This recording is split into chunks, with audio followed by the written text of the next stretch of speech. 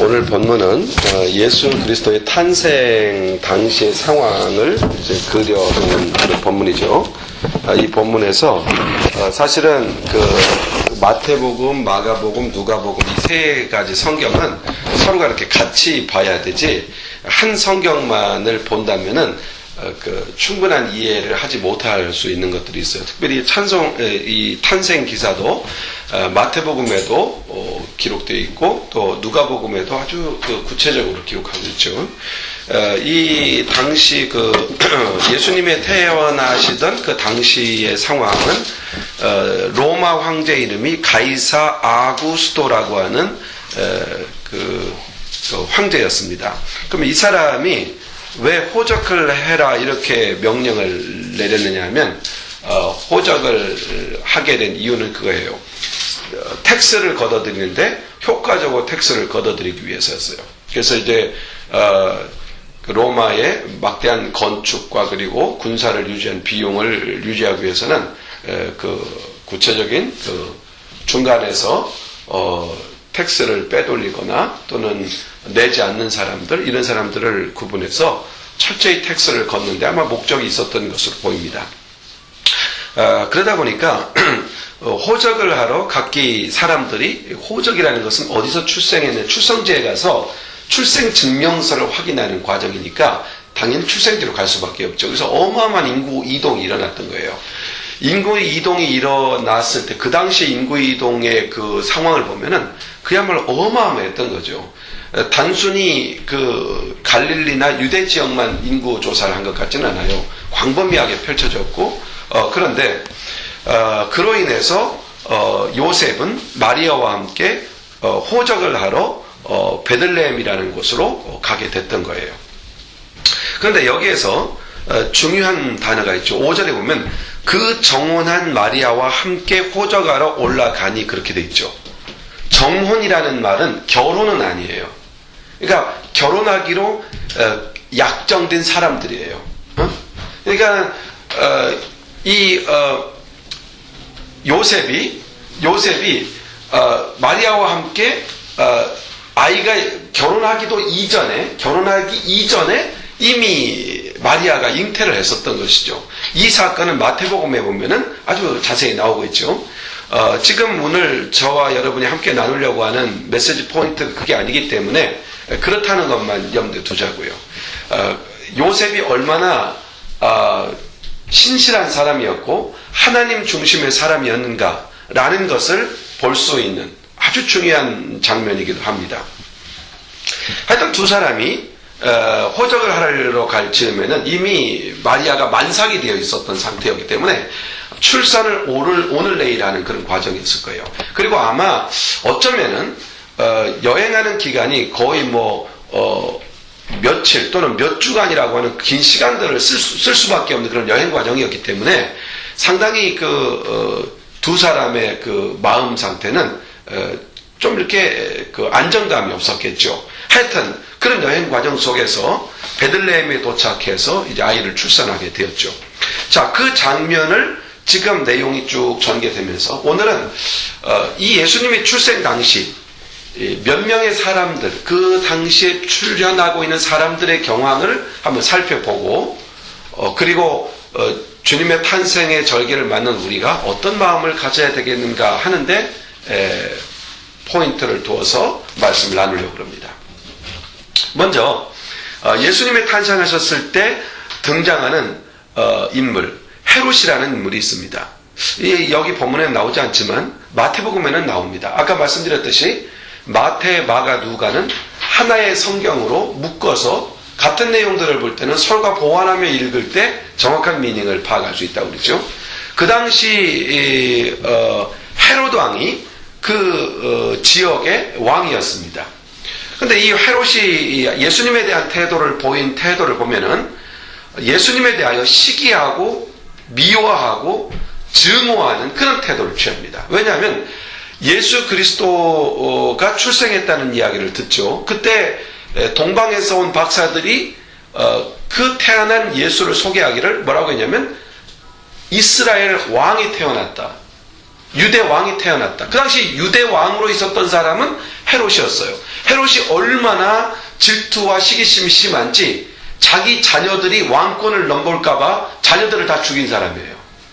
자기 아내도 죽이고 이렇게 자기 왕권을 위해서는 수단과 방법을 가리지 않던 사람이었는데, 그런 사람에게 이 땅에 왕이 될 사람이 태어났다 이러니까 그야말로 생각이 복잡해지고 결국은 2살 미만의 아이들을 다 죽이는 이런 참사를 저지르죠. 예수님이 구원자로 오신다고 하는 사실을 헤롯은 알 수 없죠. 그러니 당연히 그는 예수님이 자기의 왕자를 빼앗을 것이라고 생각했기 때문에 예수님을 적대하고 있었던 것임에 볼 수 있어요. 그렇게 볼 수 있어요. 그런데 이러한 사고, 이런 헤롯과 같은 사고는 지금도 있다는 겁니다. 그리스도의 복음이 얼마나 놀라운 축복인가 하는 것은 그 구원받은 사람이 가질 하나님의 나라에 이르는 그 영광을, 그 소망을 아는 사람이 갖는 엄청난 부요를 보아서 알 수가 있죠. 그런데 이 복음이 얼마나 놀라운 축복임에도 불구하고 세상 사람들은 복음을 싫어하고 복음을 핍박하고 복음을 변질시키고 복음을 말살하려고 하는 그런 세력들이 지금도 이 세상에 공존하고 있지 않습니까? 헤롯과 다를 바가 없죠. 바로 복음을 어떻게 대하느냐에 따라서 인생의 비극과 그리고 소망이 결정되게 되는 것이죠. 헤롯은 그 마지막 인생의 과정을 보면 참 충격적이죠. 헤롯은 그 마지막에 정상적으로 죽질 못해요. 그야말로 비참하게 인생을 마무리하게 되죠. 그러다 보니까 그 헤롯이라고 하는 사람이 그렇게 스스로 왕권을 지키고 스스로 자기 자신을 안위하려고 했지만 결과적으로 얻은 것은 비참한 인생이었어요. 이런 헤롯과 같은 태도로 메시아를 대했던 사람들이 있고요. 이 시대도 똑같습니다. 이 시대에도 예수 그리스도를 그렇게 대하고 있는 것은 계속 역사 속에 반복되고 있는 거죠. 그리고 또 한 부류가 있는데, 오늘 본문에 나오는 목자들의 태도, 그리고 마태복음에 출연하고 있는 동방박사 세 사람, 이 사람들의 태도입니다. 이 사람은 예수님을 영접할 뿐만 아니라 예수께 찾아가 경배하고 예수의 이름을 찬양하는 그런 고백을 드립니다. 말씀을 들었을 때 그 말씀을 듣고 말씀한 그 내용을 향하여 나아갔던 사람이에요. 주님의 말씀을 듣고 주님을 바라는 사람, 이런 사람들은 은혜라고 하는 것을 받습니다. 은혜를 입죠. 자, 동방박사들은 아기 예수께 예물을 드리는데 황금과 유향과 모략을 나아가 바쳤습니다. 이 세 가지를 바쳤다는 것을 통해서 뭘 할 수 있느냐면, 이 사람들은 뭘 깨달았다는 거예요? 복음을 깨닫고 있었다는 거예요. 하나님의 천사들이 음성을 들려줬을 때 들려준 하나님의 말씀을 받아들이고 그 말씀을 향하여 나아갈 때 주님은 깨닫게 하신 것이죠. 복음을 깨닫게 하신 거예요. 그래서 이 세 사람이 바친 황금과 유향과 모략, 이것은 상당한 깊은 의미를 담고 있는데, 먼저 황금이라고 하는 것은 뭐냐면, 당시의 황금은 왕들을 상징하는 표징이었죠. 자, 조선시대만 해도 왕들의 복장에다가 금으로 된 그런 무늬를 집어넣고 금으로띠를 띄운 관을 쓰고 이렇게 하지 않습니까? 그러니까 금이라고 하는 것은 통치자, 주인, 리더십을 가진 존재, 이런 개념으로 쓰인다는 말이에요. 그러니까 황금을 바쳤다는 것은 당신은 왕이십니다, 이런 표시입니다. 그래서 이 황금의 의미 세 가지로 이야기할 수 있죠. 최고의 것이죠. 최고의 것. 그리고 영원히 변하지 않는 것. 그래서 결혼할 때 금반지를 주는 이유가 뭐예요? 변하지 않겠다, 그런 뜻이죠. 변하지 않겠다. 그리고 가장 귀한 것이기도 하죠. 화폐의 기본 단위이기도 하고요. 그런 의미에서 예수 그리스도가 왕 중에 왕이시고 영원한 왕이시고 또 약속과 우리와의 관계를 영원히 지키시고 그 약속을 지켜가실 영원하신 분이라는 그런 고백을 담고 있고, 나아가서 이 세상에 가장 귀한 게 뭡니까? 뭐 금을 표시로 했습니다마는 귀한 것을 생명이죠. 가장 귀한 생명을 우리에게 주시는 아주 귀하신 분, 그런 의미를 담고 있습니다. 그래서 먼저 황금을 예수께 드렸다는 것은 예수 그리스도가 우리의 진정한 왕이시라는 것을 고백하는 의미이고, 그리고 유향을 드렸다고 했는데 이 유향은 아주 향기로운 향이죠. 그래서 이 유향이 상징하는 것은 말씀으로 오신 예수 그리스도를 의미합니다. 그러니까 말씀이 육신이 되어 우리 가운데 오신 분, 그분이 예수님이죠. 그래서 막달라 마리아를 통해서 예수님은 놀라운 퍼포먼스를 우리에게 보여주죠. 이 막달라 마리아가 예수 그리스도로부터 용서함과 그리고 용납을 받은 이후에 이것이 너무 감격스러워서 자기가 갖고 있었던 1년치 봉급으로 살 수 있는 그런 어마어마한 금액의 옥합을 가져와서 유향을 깨뜨려 향기를 그 집에 가득하게 한 사건이죠. 그리고 그것으로 발을 씻어서 그리스도로 향기를 나게 하죠. 즉 이러한 퍼포먼스를 통해서 우리 주님이 우리에게 가르쳐주는 것은 예수 그리스도가 바로 말씀으로 오신 그분이시고, 예수 그리스도의 인격과 삶 그 자체가 뭐예요? 향기인 거죠. 아름다움이죠. 그래서 그 말씀이 또한 유향과 같은 향기를 바란다는 것을 나타내시고, 그 말씀을 읽고 묵상하고 그 말씀을 마음에 담고 살아갈 때 그 사람의 인격이 향기롭고 향내내는 삶을 살아갈 수 있다는 것을 우리에게 말씀을 통하여 가르쳐 주시고, 바로 그것의 원천이 되신 분이 누구예요? 예수 그리스도시다. 예수 그리스도를 통해서, 그의 말씀을 통해서 우리는 거듭나고 새로워지고 온전한 인격을 구비하는 존재가 된다는 거죠. 그 예수님에 대한 고백입니다.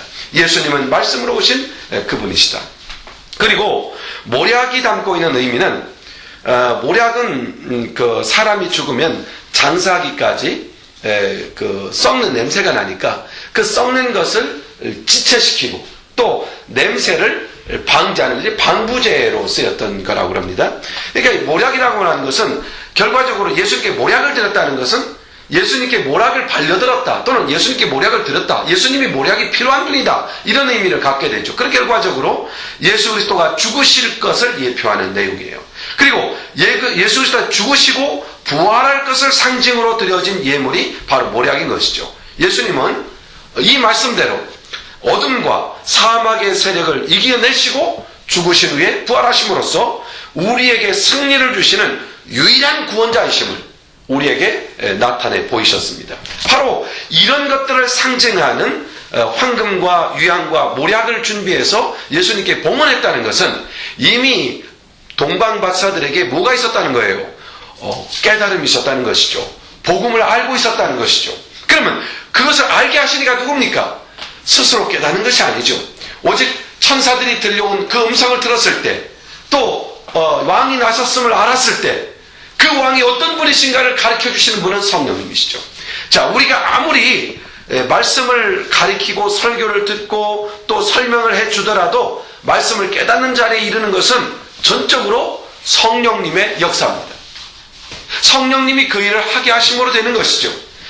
우리가 하나님을 예배하고 오늘 은혜를 입는 것도 전적인 성령의 역사입니다. 이들은 예수께서 탄생하셨다는 이 말씀을 듣고 예수께로 향하였을 때 예수가 누구신지, 예수께서 무엇을 하실 분인지, 그 복음의 핵심을 이해할 수 있는 단계까지 이르게 하심으로써 구원의 은혜를 경험하도록 하신 겁니다. 그러니까 그 먼 거리를 와서 그리스도께 경배하고 찬양할 수 있었던 것이죠. 바로 이 목자와 그리고 동방박사와 같은 사람들이 진정한 행복한 사람이 아니겠습니까? 그런 걸 깨닫는 사람. 그런데 또한 아주 매우 아쉬움을 남기는 한 사람이 이 본문에 나오지는 않습니다만은 이 본문의 흐름 속에서 드러나고 있는 한 인물이 있죠. 그게 누구냐면 여관집 주인입니다. 여관집 주인. 이 여관집 주인에게 일생일대에 놀라운 행운이 찾아왔죠. 그것은 수천 년 동안 성경에 약속했고 선지자들이 증거했던 그 메시아가 바로 자기 집에서 출생한다는 이 사실입니다. 이 놀라운 기회가 그에게 왔습니다. 동방박사처럼 먼 거리 수개월 동안 여행해서 만날 수 있는 그런 메시아를 그냥 앉아서 뵐 수 있는 이런 놀라운 특혜를 가진 사람이죠. 그런데 그 특별한 탄생의 기회를 이 여관집 주인은 누리지 못했습니다. 오벳 에돔 집에 여호와의 궤가 6개월 동안 머물렀더니 그 집이 놀라운 복을 받았다. 그런 말씀이 성경에 나옵니다. 그런데 그 법궤가 누구를 상징합니까? 예수님을 상징하는 예표에 불과했습니다. 그런데도 놀라운 복을 가져왔습니다. 그런데 그 탄생하시는 예수께서 하나님께서 사람의 몸을 입고 이 땅에 탄생하신 이 놀라운 역사가 그 집에서 이루어진 것이죠. 그런데 그는 그를 영접할 수가 없었습니다. 왜 그는 그런 은혜를 누릴 수 없었을까? 상황적으로 볼 때 우리의 삶 속에서 비교하면서 그가 왜 그랬을까라고 하는 면을 몇 가지로 생각해 볼 수 있습니다. 먼저 여러분 그 당시 상황을 보세요. 여관을 운영하고 있었고 어마어마한 사람들이 밀려 들어왔습니다. 그야말로 특수 대목이죠. 정말 그는 이 여관집 주인은 밀려드는 사람으로 인해서 엄청 바빴을 것입니다. 그러니 배불러서 온 이 부부에게 관심을 둘 수가 없죠. 지금 뭘 해야 됩니까? 열심히 일해서 돈을 벌어야 되잖아요. 여러분 사람이 일하며 산다는 것은 중요한 일이죠. 성경에는 일하지 않을 테면 먹지도 말라 그랬어요. 중요한 일이에요. 할 일이 없다. 이거 참 비참한 일이죠. 그러나 이걸 아셔야 돼요. 수많은 사람들이 일한다는 것이 그 목적에 있어서 다른 목적을 가질 수 있다는 거죠. 즉 다시 말해서 자기의 영광의 바벨탑을 쌓기 위해서 바쁘게 일하는 것. 그러면 중요한 걸 놓치게 된다는 거예요. 너무 바쁘게 일해요. 그래서 결과적으로 인생에서 아주 중요하게 가져야 될 핵심적인 것들을, 너무너무 중요한 것들을 놓치게 되죠. 이 일은 우리가 살아가는 삶의 한 모습이지만 그 자체가 인생의 본질과 목적을 해할 수는 없어요. 그래서 우리는 인생을 살아가면서 확인해야 하는 것들이 몇 가지가 있어요. 날마다, 순간마다, 매일매일을 살아가면서 확인해야 되는 몇 가지 요소. 먼저 내가 지금 무엇을 하고 있는가라는 문제를 항상 물어봐야 돼요. 나 지금 무엇을 하고 있는가? 현주소죠. 그리고 더 나아가서 내가 지금 어디를 향해 가고 있는가? 내 인생, 내 삶, 내가 하는 일, 무엇을 위해 어디를 향해 가고 있는가? 그리고 더 나아가서 과연 나는 바른 일을 하고 있는가? 이거 정도는 늘 점검하고 확인해야 된다는 것이죠. 우리는 때때로 일이라고 하는 내게 주어진 눈앞의 일과 상황에 매여서 그 바쁜 일들을 생각하느냐고 정말 중요한 일을 망각할 수가 있죠. 그래서 이런 비유 있잖아요. 우리가 살면서 중요한 일이 우선순위냐, 급한 일이 우선순위냐. 그러니까 중요한 일과 급한 일이 이게 같은 것 같지만 절대 그렇지가 않아요. 급한 일과 중요한 일 중에 중요한 일을 포인트로 둘 수 있는 사람, 이 사람이 되어야 된다는 거죠.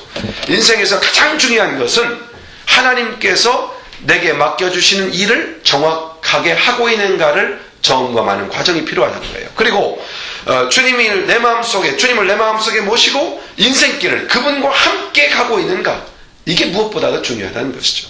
그런데 이 여관집 주인은 그러지 못했죠. 일생일대의 기회를 그는 놓쳤습니다.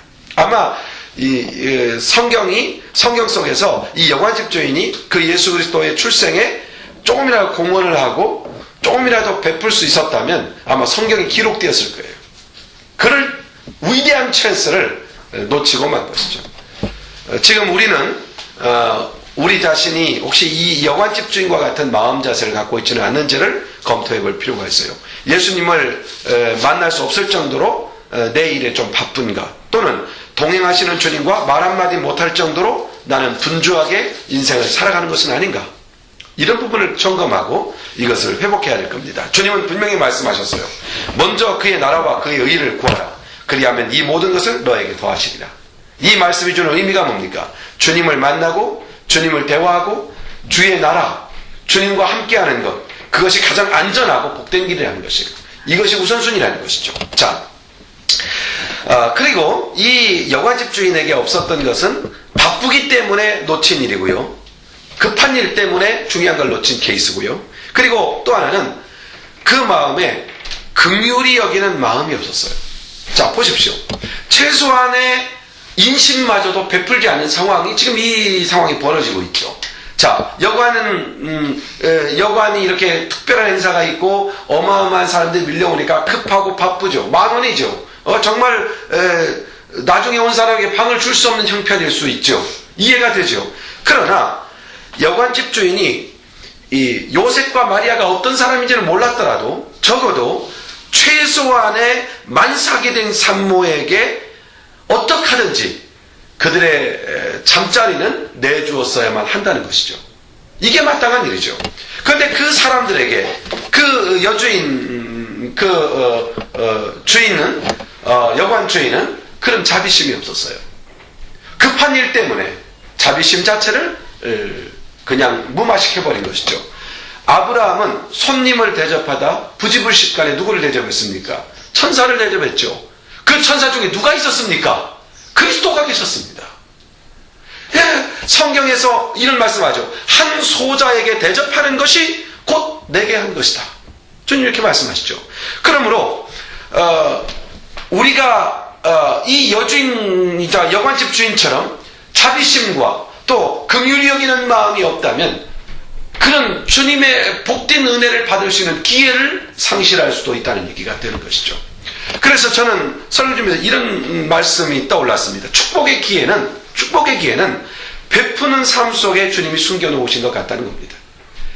우리가 긍휼과 자비를 베풀 때 주님은 동시에 그로 인하여서 그 자체가 복이 되게 하시는 그런 은혜를 베푸신다는 것이죠.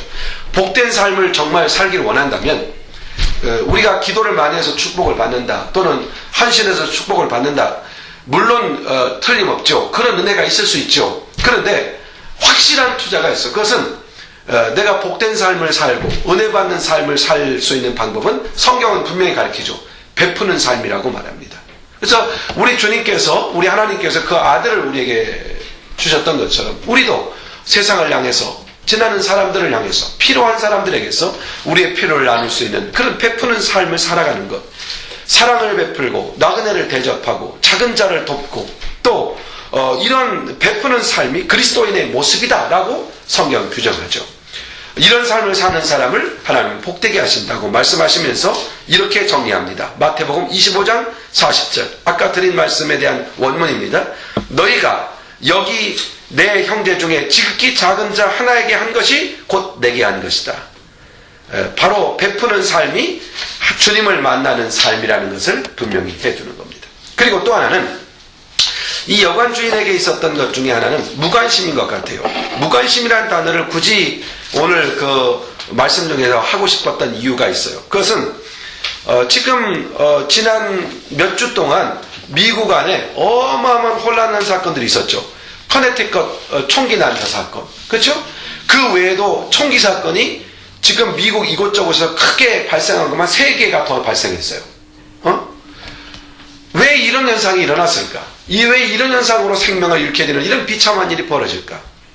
아마 그 근본 문제는 그런 일을 자행한 사람들이 갖고 있었던 심리 상태나 문제가 있겠죠. 그러나 그런 사람들이 왜 발생했을까? 아마 무관심이었던 것이 아닐까. 사람들이 좀 더 그에게 관심을 갖고 함께 할 수 있는 삶을 가졌더라면 그들이 그런 잔혹한 일을 행할 수 있겠어요? 그렇지 않았을 것이라고 생각합니다. 문제는 그거죠. 근본 문제는 사람 사는 데 있어서 경계해야 될 것은 무관심이에요. 무관심. 사람에 대한 무관심이 사람을 병들게 하고 사회를 병들게 하고 결과적으로 그 피해가 무관심을 행한 사람들에게 다시 미치게 되는 것이죠.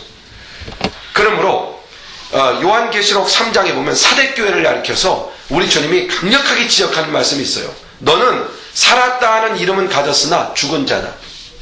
왜 그렇습니까? 바로 무관심이죠. 방심하고 있는 것이죠. 교제가 없어요. 생명력이 없는 거죠. 우리 그리스도인도 마찬가지입니다. 우리 그리스도인으로 살아갈 때 우리가 가까운 사람들, 주위 사람들, 스치는 사람들, 이웃들, 형제 자매, 가족들 서로에게 무관심을 하게 되면 무관심의 증상이 어떻게 나타나냐면, 첫째, 전도할 수 없어요. 관심이 없는데 어떻게 전도가 되겠어요? 무관심하니까 당연히 뭐가 줄겠어요? 중보기도 없어져요. 기도가 줄어들죠. 또 무관심하면 어떻게 돼요? 교제가 없죠. 그게 열정이 없어지죠.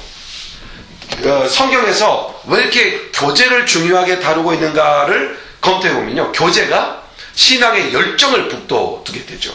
간증을 하고 격려하고 이런 것이 사라지고 신앙의 명목을 유지해야 되니까, 그래도 하나님 앞에 신앙의 명목을 유지해야 되니까 뭐가 남아요? 앙상한 형식만 남고 권위주의만 남고 그런 것만 남게 되는 것이죠. 그래서 신앙이 병들게 돼요.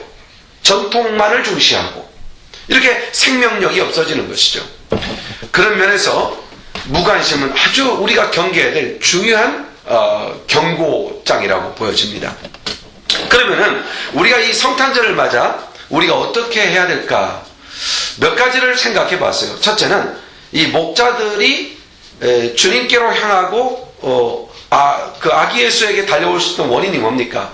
천사들이 들려준 소식이 있었기 때문이에요. 먼저 천사들을 통해 들려진 말씀이 없었다면 그들은 돌아올 수가 없었죠.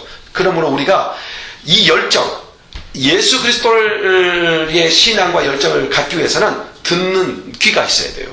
달마다 듣는 귀가 있어야 돼요. 그래서 생각해 보세요. 목자가 상당히 피곤한 직업이에요. 목자는. 그리고 그 당시 목자는 천대받는 직업이었어요. 세리와 함께 천대받는 직업 중에 하나였죠. 피곤했죠. 밤에도 제대로 쉴 수가 없죠. 그래서 아주 피곤한 지경이었지만 천사들이 이 말씀을 들려줬을 때 그 말씀만은 캐치했어요. 그 말씀을 딱 잡았어요. 그리고 그 말씀을 잡고 중요한 것을 선택했죠. 바로 이것이죠. 그래서 우리에게 있어 가장 중요한 것은 말씀을 듣는 마음이에요. 그럼 말씀을 어떻게 들어야 될까? 이 목자들은 양들을 치잖아요. 그 양들을 치고 이런 사람들의 특징이 뭐냐면 마음이 순수해요. 순수한 마음이죠. 짐승을 돌볼 수 있는 마음은 순수한 마음을 갖게 하죠.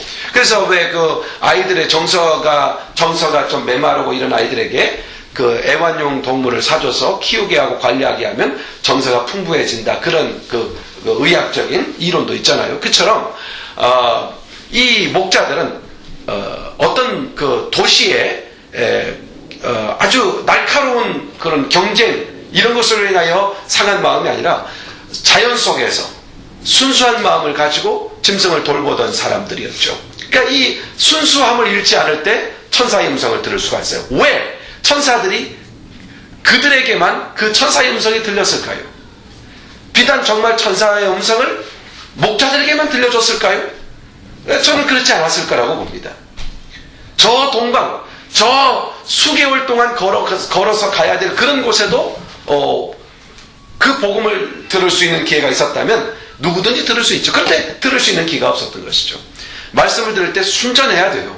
그냥 주님의 음성을 듣고자 하는 간절한 마음, 그 순전한 마음, 이 마음을 가질 때 그 음성을 들을 수가 있죠. 더 나아가서 이 목자들은 15절에 보면 이런 말씀이 나옵니다. 천사들이 떠나 하늘로 올라가니 목자가 서로 말하되 이제 베들레헴까지 가서 주께서 우리에게 알리신 바 이 이루어진 일을 보고자 하여 빨리 가서, 그렇게 표현하죠. 빨리 가서. 이게 뭡니까? 즉각적이죠. 야, 탄생하신다는 소식을 들었을 때 즉각적으로 반응해요. 그 당시 목자들은 예수님의 출생지와 거리가 보통 가까운 지역에 있었던 것 같아요. 뭐 한두 시간 거리에 있었던 것 같아요. 그러니까 즉각적으로 방향을 틀어서 오는 모습을 보죠. 그러니까 말씀을 들었을 때 작은 것이라도 즉각적으로 순종할 때 주님을 경험하는 놀라운 역사들을 맡게 돼요. 말씀을 읽다가 마음에 감동이 되면 그 자리에서 즉각적으로 기도도 하고 그 자리에서 전화를 딱 들어서 필요한 사람에게 전화를 해서 얘기하고 교제하고 간증도 하고 이렇게 즉각적인 순종. 내게 죄가 생각나면 그 자리에서 즉각적으로 회개하고 돌이키는 마음. 이 즉각적인 순종의 자세. 이것이 바로 이 목자들이 예수님을 만날 수 있는 그런 찬스를 가졌던 이유고요. 더 나아가서 이 성탄절에 다시 한번 생각해 보고 싶은 건 16절에 보면 빨리 가서 마리아와 요셉과 구유에 누인 아기를 찾아서 보고 그랬습니다. 여기 보면은 아기를 찾아서 보았다. 이게 무슨 의미로 이해할 수 있을 것 같아요? 이게 바로 구유에 누인 아기를 찾아서 보고, 이게 뭡니까? 이게 바로 예배입니다. 그리스도를 뵙는 것, 그리스도의 면전에 있는 것, 이게 예배와 같은 거예요. 그러니까 그 목동들이 말씀을 받았을 때 가장 먼저 아기를 보는 것이 우선순위라고 깨닫게 되었던 것이죠. 그래서 이 목동들에게 있어 우선순위는 그리스도를 뵙는 것, 이게 우리에게서 어떤 일입니까? 예배라는 것이에요. 그래서 우리가 예배 드릴 때 누구를 위해 반주하고, 누구를 위해서 찬양하고, 누구 앞에 기도하고, 누구의 말씀을 청종하죠? 바로 그것이죠. 주님을 만나는 자리죠. 그래서 예배야말로 주님을 만나는 자리예요. 빨리 가서 이런 말은 우선순위를 이야기하고 있는 것이죠. 예배만큼 우리의 삶에 우선순위는 없는 것이죠.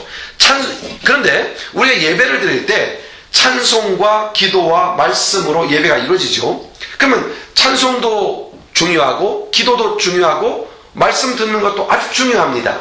그런데 더 중요한 게 있습니다. 더 중요한 게 있어요. 그게 뭘까요? 기도하고 찬송하고 말씀을 듣는 그 말씀 속에서 예수를 만나야 되는 겁니다. 예수님과 눈이 마주치고 예수님의 마음이 와닿고, 그러니까 주님을 만나는 찬양과 기도와 말씀 속에서 주님을 만나는, 이것이 예배의 아주 중요한 포인트라고 하는 거예요. 예수님을 마음으로 만나면 치유가 일어나고 우리의 인생의 문제는 더 이상 문제가 되지 않습니다. 주님을 만나는 것, 이게 아주 중요한 거예요. 그래서 매주일 예배를 통하여 주님을 만나는 마음, 여기에 집중하는 시간, 이게 예배입니다. 세상 속에서 주님과 만나야죠. 대화해야죠. 그런데 예배는 다 내려놓고 오직 주님만을 향하여 몸과 마음을 다 집중하는 것, 이게 예배입니다.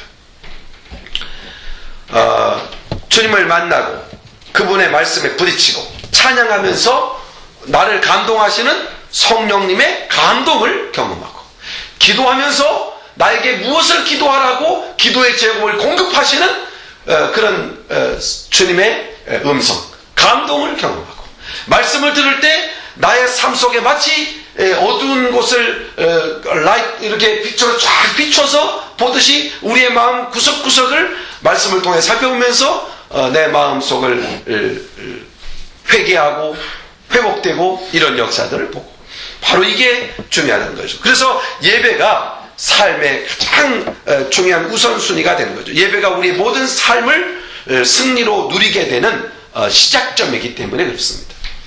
그리고 하나 더요. 이 성탄절에 이 천사들의 소식을 들은 이 목동들이 어떤 반응을 일으켰냐면 이렇게 말하죠. 천사가 자기들에게 이 아기에 대하여 말한 것을 고했다, 간증했다, 이야기했다, 소개했다, 이거죠. 여러분, 신앙생활이 뭐냐? 지난주 신앙생활에서 쭉 설명을 했었죠. 신앙생활은 예수님을 닮아가는 것이고, 또 신앙생활은 예수님의 말씀에 순종하는 것이고, 신앙생활은 예수님과 동행하는 것이다 그랬어요.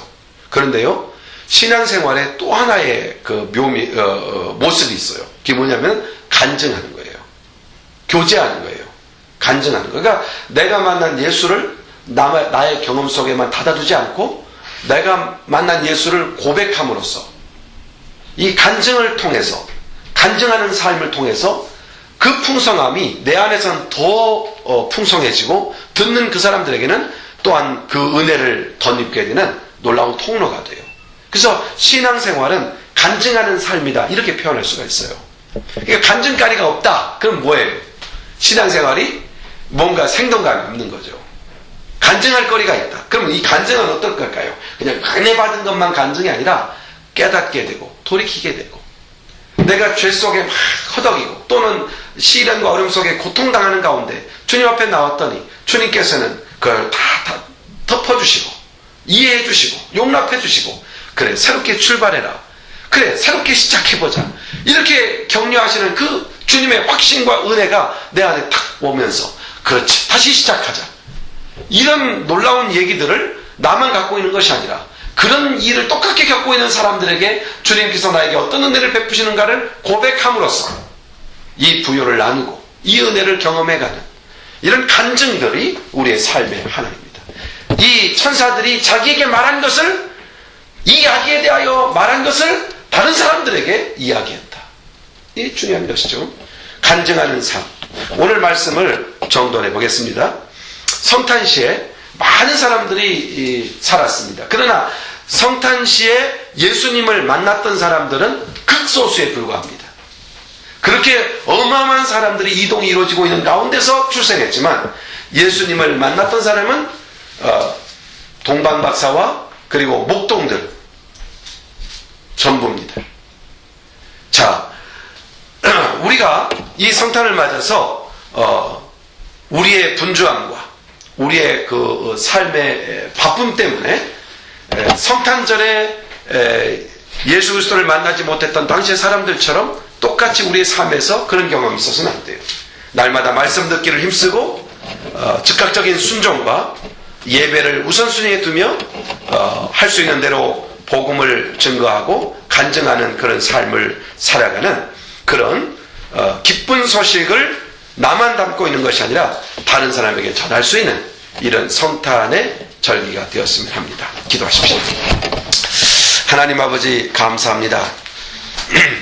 오늘 그 성탄절을 맞이해 성탄주의를 맞이해서 하나님 앞에 성탄 찬양 고백하여 드리고 또 하나님 앞에 간절히 이 성탄의 기쁜 소식을 다른 사람들과 함께 나누기 위해서 제목을 가지고 기도하고 또 이 시간에 우리가 이 성탄절에 목동들처럼 말씀을 듣고 즉각적으로 순종하고 아기 예수를 뵙는 것을 무엇보다도 우선순위에 두고 그리고 만난 예수 그리스도를 다른 사람에게 전했던 것처럼 우리가 얼마나 놀라운 큰 은혜를 입었는가를 생각하고 날마다 우리와 함께 하시는 우리에게 오시는 성령 안에서 그리스도 예수와 깊은 교통을 누리며 아무리 바빠도 주님과 대화하는 시간을 할애하며 주님과 동행하는 삶을 살아갈 수 있도록 은총 내려주시고 이 성탄의 기쁜 소식을 다른 사람들에게 전할 수 있는 복음 전도의 용기와 담력을 우리에게 허락해 주옵소서. 감사합니다. 예수님의 이름으로 기도하옵나이다. 아멘. 우리 찬송